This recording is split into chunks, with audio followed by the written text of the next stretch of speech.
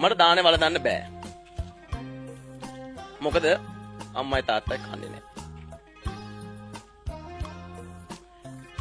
අවුරුදු 6ක් ඉඳලා පැවිදි ජීවිතය ඇති කියලා හිතුණා. ආපහු ගමට දුවගෙන එන්න ඕනේ කියලා හිතුණා. ඇයි? මොකද ඒ කාරණාව හේතුව මොකක්ද? අම්මයි තාත්තා ආජිල් කන්නේ නිසා මට බත් එකකට යන කන් දෙන්නේ නැහැ කියලා. එන්නේ ආවා.